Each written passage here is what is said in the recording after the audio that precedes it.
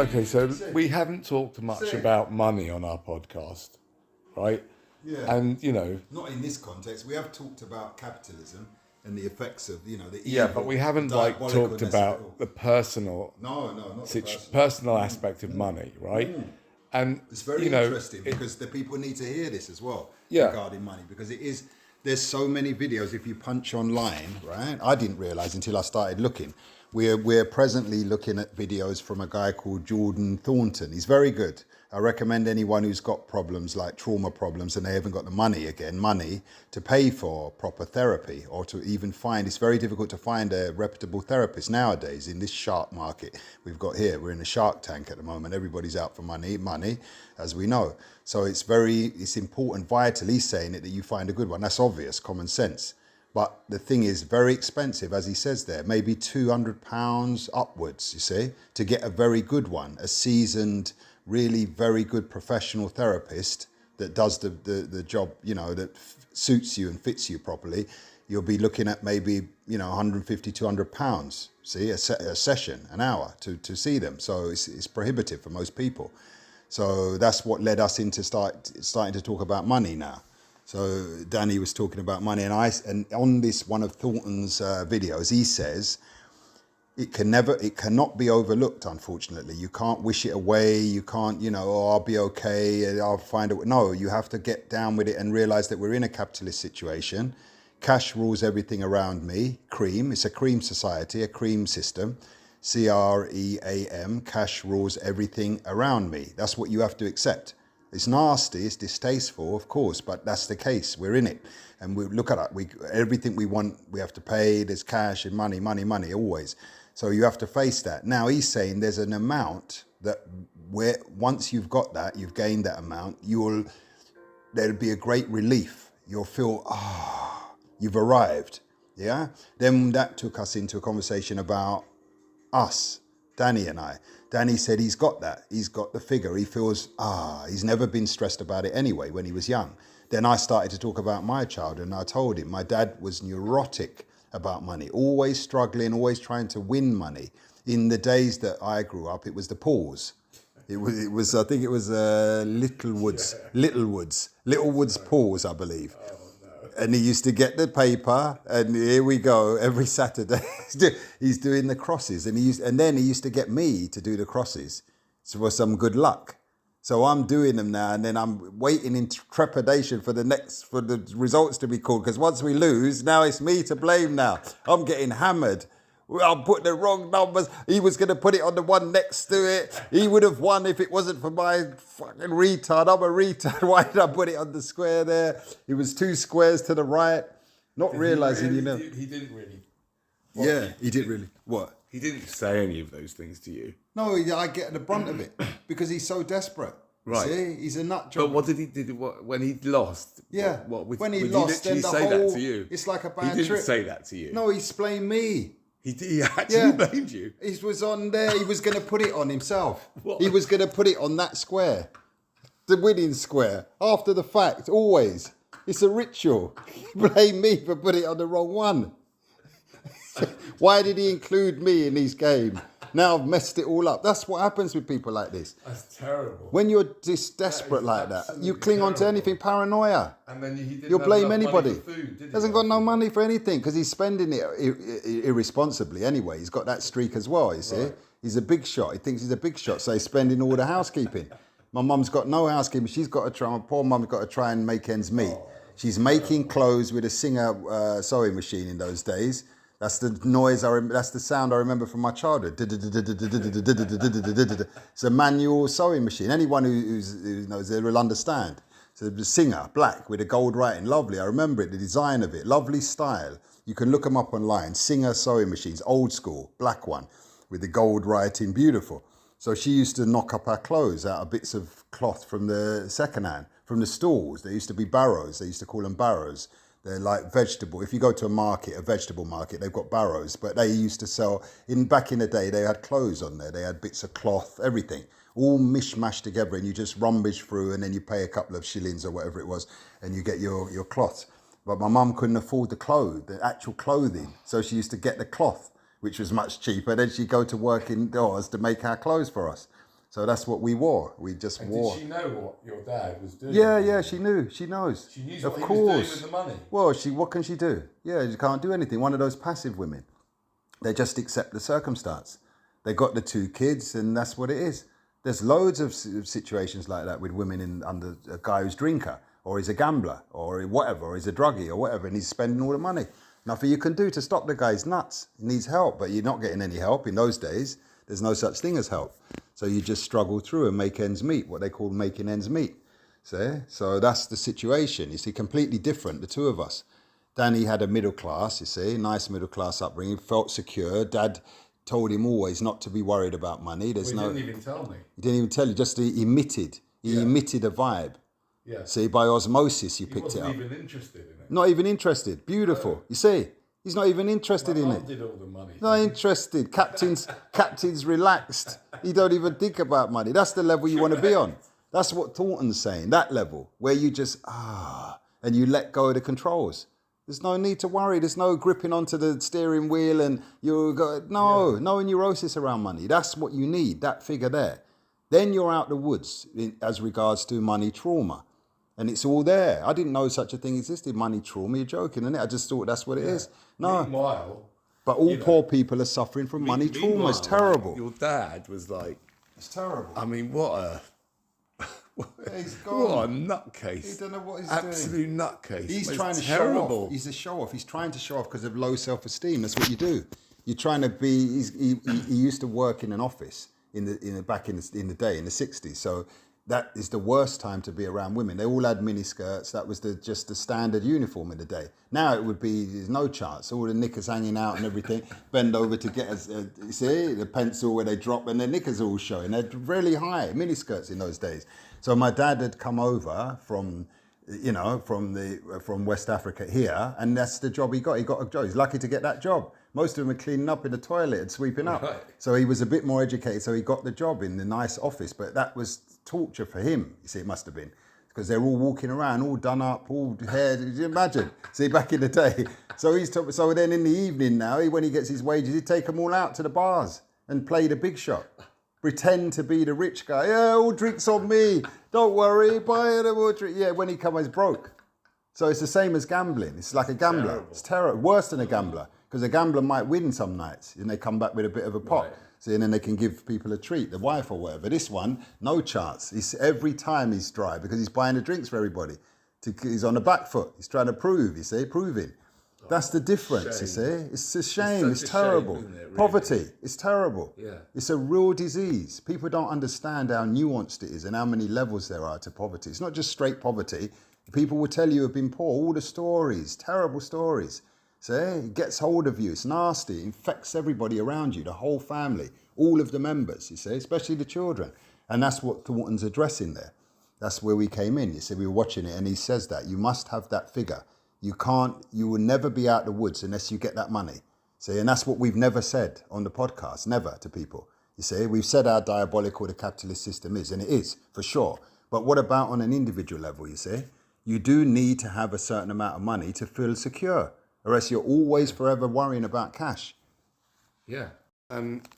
Yeah, I mean, it's just an interesting thing to just consider. Anybody listening is like, you know, what would that amount be for you now, right? It's very important. It's different amounts for different people and different cultures, it's for very sure. Important. If you live simple, if you're a simple liver and you don't want you're over that stage, like the Andrew Tate syndrome, I call it, where you going back to that one. So where you want the Bentleys and all this rubbish. If that's your aspiration, then you've got big work to do. You see, you'll have to really pull your finger out, and there's hardly any chance you're going to be able to do it. You see, it's going to be very difficult. Only 1 in whatever million will be able to get that kind of money. So, but even if you're a simple liver, you still need a certain amount for you not to be neurotic, see, and worrying all the time about money. Or you might have to you're in a job where you really hate the job, but just to make ends meet, you've got to carry on. So you've got to work that out. You've got to get out of that job. How are you going to do that? You see? So a certain amount of money is required to enable you to leave that job, whatever it may be. There's got to be some hustle you've got to come. It's still hard. You've got to come up with something, you see? We've never addressed it because it's almost impossible. Everybody's an individual. You don't know everybody who's listening, but everybody individually has got to come up with something. That's what you've got to come up. You've got to pull that rabbit out of the hat. I think we've touched on it in some other podcasts, but we really should have hammered it, because it's no use. You're not serving people if you just tell them, oh, it's going to be okay. You know, self-development will lead. No, it won't. You're going to need cash. Cash is what you're going to need, for sure, 100%. You have to get this thing out and talk about it, you see. It can't be swept under the carpet, because you suffer if you don't deal with that. And that's what he says, Thornton, the same. You're going to have to face the fact that you're going to need this amount. And then your life will be smooth. Once you've got that, you'll be secure. So you can deal with medical stuff, dentist. See, we go to the dentist now, £2,000, £2,000 for a crown or something. I think it is now, round about that, £1,500 for a crown to put on your teeth. You see, it's heavy extortion. So you're gonna need some cash. You're gonna need it. So you have to find a way to get the cash. You see, unfortunately, that's the pressure. That's the heavy big one for a lot of people who are poor. You see, not the middle class, because they'll be okay. They've always got buffer. They can go back to mum and dad's house. You see, they're not acrobats who are performing without a net. That's how I call it. That's how I describe it. Poor people they're performing without a net. It's exponentially more stressful. See, if you've got a net, meaning if you've got mum and dad's house, nice mum and dad's house, you can perform. You can take risks. You can lose some money, always knowing that your bedroom's there when you fail. You see, you're not going to slam down on the concrete and be taken out completely. That makes a great difference, see, to your confidence and how you play. You see, it's terrible poverty. We can go on and on and on and on, see, but it's really nuanced and it's multi-layered poverty. It's not just poverty. It's terrible disease. The disease, I think, in this system, in this capitalist system. Yeah, and the best way towards poverty, or is to exacerbate poverty. To get out of poverty. Well, the first move should be always tying it back to antinatalism. That's right. The first move out of poverty is to make sure that you don't have kids. Because then you're heaping loads of problem on top of problem. Yeah. If you're poor, I can't just understand how poor people Unless can't work. like We know why they can't work it out. We know because they're driven by DNA. Yeah. It's a powerful drug. Yeah. It's almost impossible to stand down, you see. Yeah. But it's so painful to watch. You see, lambs to the slaughter. Yeah. They're bringing them in on top of being poor themselves. They haven't even sorted themselves out, and then they're having children. And they're not. How are you going to get out the hole? How? Yeah, and AI is coming to take all the jobs now. Yeah. Not the blue collar jobs. Yeah. All. Yeah. Everything. Have a look. Yeah. In 2 or 3 years' time. It might be 5. I think 2 or 3. Maybe. Have a look. Maybe, but It's it doesn't coming. matter. It doesn't matter. It's coming. It's 5. 5. Look what we're splitting hairs over 2 or 5. It's the near future. Yeah. All jobs will be gone.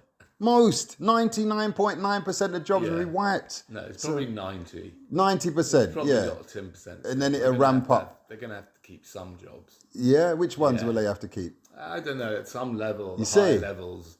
That's they're the gonna have elites. Some humans. Yeah, the elites. Obviously. The ones who are designing the system. They'll be all right. They'll be fine. They'll have made billions out of the system they've set up. That's true. But everybody else, I think they're gone, you see. It's universal basic income. And then you're trying to look after children, you see, in that state. Yeah. It's crazy. It's already happening with dole and everything, isn't it? Social security and everything. People are still in a dire state. Yeah. See, with children on board. They brought children into that circumstance. They're nowhere near being out the woods financially. See, what's the number you need to be okay? Yeah. What's the number? Put a number. question. What's the number you need? That's 2 the mil? question to everybody. It's See, different to different let's have the people. number. Put in the comments, please, what you think would be the number. Yeah. If you're a really frugal liver, you live really simply, there's still a number. You're going to still need a number. course. There's a number. Your rent, your food, Yeah, your exactly. electric, your this, your medical Yeah, care, your this. exactly. Total it up and see what it comes to. Yeah. You see, you're going to need a number to remove the neurosis around money, to push that away. That's what Thornton's saying. To get that, now you can lay your head down and rest. Make sure you don't. The first thing you do is you have a vasectomy. If think you're a so. guy. If you're a smart guy. Yeah, If you're a smart guy, yeah. I think so.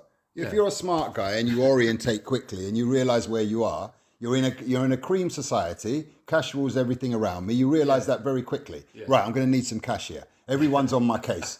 The guy the guy who's renting me the flat, he's on the case. The next one's on the case. Everybody's on the case. Look at the price of food. My God, look at the price of transport. Look at the price of clothing. Look at the price of everything. Look at the prices. Yeah. I'm in trouble here. Yeah. The last thing you'd want to do is have a child. Exactly. How the fuck are you going to... Why? I know. It's cost millions to raise a child properly. Yeah. From 0 to 21 or 18, say, if you want to do the job a bit premature and kick them out early, it's total that up. Do that number as well. How much would it cost, you think, to raise a child properly from 0 to 18? 18? Do that calculation. Forget that one. See? How about where 0 you can, to 75? Where you can, with love in your heart, see them go off and leave home at 18. Don't cut it at 15 or 12. Don't cut it at 12. I think you're being kind. You're pushing them out the door at 12. I think you're being very generous. Why shouldn't they pay for the child until it's dead? Yeah, exactly. That's right, but that's not what most people are going to do. You see, they want the cop out. See, they want to get them out when they're 18 and they've got to get on with their life. You see, they can't possibly live with mum and dad. That's disgusting, apparently. You see, to live with mum and dad your whole life. What's wrong with that, though? I don't know. That's another technique. I know. That's another strategy, if you're really smart. You pull that one out as well and stand down this stupid shame. See, this infection that's been put into you. See, that there's something wrong with staying with your mum and dad. What's wrong with staying with your mum and dad? There's something wrong with paying your own. There's something wrong with you if you're paying your own rent. Yes. When you've got a beautiful place at mum and dad's. I think so. Why would you do that? Or if you want to, if you're insisting on getting out because you've got a girlfriend or something and you can't bear mum and dad to hear you in the other room, see, then you must ask for compensation. Yes. You want your reparations up front. Can I have the check, please, mum and dad? You brought me here and thought it was a good idea. Now you're trying to palm me off and not pay up. Give me the couple of million that I can get off with security and I can sleep at night, you see? That's what really should happen. That's the bottom line. The parents should pay you. I must say that thankfully my children don't listen to these podcasts. Yeah, they do. So they're becoming your way exactly. for some heavy payments that you owe them. Don't forget, we'll let the commenters tell us what they think is a fair amount. See, that's a good question as well. Yeah. Beautiful. What do you think you're worth? Everyone listening to this. What do you think you're worth? Your parents felt it was a good idea to bring you here on the planet, yeah? So surely they're responsible for you. If they wanted a plaything, they've got a lovely plaything that they can be proud of, but that plaything requires cash in this capitalist system. It's not free. Why are they chucking you out to get on with it? What, and then you come out of uni with how much debt? £60,000 debt on average, is it, or something? Yeah. For uni education, to get a good job. Yeah. To get a good job that won't be there for you when AI cleans it all up the whole month. Exactly. You'll be up against something that's 1,000,000 times more intelligent than you. How's it possible? How can that work? So, continuing on the conversation, what did you want to add? No, what I wanted to say is it's disgusting, really, when you think about it. I must nail this, hammer this point on. The parents have thought it was a good idea, you see, to have a child, to bring somebody here, yeah? So now you find yourself in the game, the child. This explains the suicide rates so high, right, around the world. Now listen to this now. The child finds itself in an alien situation. It may not have the tools to perform, but performance is what's being asked of it, you see? There's no way out of it. You must perform in this game. You've got to be the top dog. You've got to be the winner. You've got to get the money. You've got to get the grades. You've got to get the exam results so you can get the good job and then you can get the money to please mum and dad. You see, how they pulled this off, this trick, what parents pull off. They put all the pressure on you. All of a sudden, the pressure's on you. You've only got two options when you look at it, really. What are the two options? Number one is that you're successful, you see, financially. You've got to come through and pull that rabbit out of the hat. What's the second one? Suicide. You think about it. Your back's against the wall. You've only got two ways out of this situation you're in, this terrible pressure you've been put under by your parents. One is to get the good job and to get the money in and show them that you're a good stock and you make them proud and you're a winner and you've got the cash and everything. But the second one is what? You can't be a failure. Who wants to be a failure? Who on this planet wants to be a failure? They can't bear it. So there's the suicide figures explained. Those are the poor sods that they haven't got the tools on board to perform here. Many have not. They're sensitive people. They can't do it. They find it distasteful maybe to go and do a job. Maybe the company's corrupt and they know that and they've got integrity and sensitivity to that. And they say, no, I'm not going to do this job. It's disgusting. And they get sacked for piping up, for being a whistleblower. They end up with no job, nothing. Then where are they going to go? Back to mum and dad. When they go back to mum and dad's hammering them now. You've got to go back and get a job. You've got to perform. We've paid all the money for your education. You've let us down. See? This is the tremendous pressure. When you really find out why these children are killing themselves, that's it. Who's forcing them to? The system and the parents, I would say, both. The parents are to blame for bringing them here in the first place. You can't even blame the system, really. The system's predatory by nature. That's what it does. You can't blame a lion. That's what the system is. Capitalism is that. It's a predator. Why do you think it's been so effective for so long? Because it works. It works. It extracts from people. It demands from people that you perform. You have to step up to the plate. You have to be a winner. Look, we're in it. We know the game. We feel the pressure. What about the children? It's even more so. What about if you haven't got the tools? You just can't do it. There's no place for you if you can't do it. None whatsoever. So the rope's there. See? That's it. I know a guy, I think I mentioned it in another podcast, where I was at the gym with this guy. The son was a sensitive boy. I met him once at a funeral. He was there and he couldn't even look me in the eye and shake my hand. He's very sensitive. A few weeks later, he had put a cable tie around his neck indoors on his own. Why? Because the father, when I spoke to him in the gym, he said he needs to get his act together. He was a macho man, an alpha male, that type. Yeah, he needs to get his act together, smoking weed all day, messing about. His sister goes to uni, she's doing well. He needs to pull his socks up. I said, Tony, look, why don't you go and have a spliff with your son and try to make friends with him? Find out what is his nature. He's got a different nature to your daughter. He's not the same animal. No, he needs to sort himself out. I've wasted time with him. He needs to sort himself. 2 weeks later, he was found indoors. His head had blown up like a cabbage. He's got a cable tie put around his neck. You know the poignancy of the whole story? They saw burn marks on his neck, where when he put the cable tie around and he started to choke, he changed his mind. He got the lighter out. He tried to burn it. Too late. He's gone unconscious. They found him with the head blown up like a cabbage. There. That's a nice poignant story. That's a young boy in his teens. See? Performance pressure is what caused it. And the dad has got no sympathy for him at all. So he's long on his own and he's flat on his own. He doesn't know what to do with himself. He's got no friends he can reach out to. He could be the oddball. There's loads of them. They just can't function. They can't function here. It's like bringing a native from the Amazon to this place. They can't function. There's some people born like that. They've got the nervous system of an Amazonian. They just can't function within this capitalist machine. It grinds them up. And if the parents are not there to understand them and to be sensitive about the situation and help them, support them, you see, it's a crime. I lay the blame at the parents' feet, myself, personally. It's all right bringing someone in, like they say about pets. It's all right getting the doggy and the little fishy and the hamster, but it's not just for Christmas. Exactly. Thank you. I'll leave it there. Exactly. Well, we'll find out, won't we? So please do put your calculations in the comments section.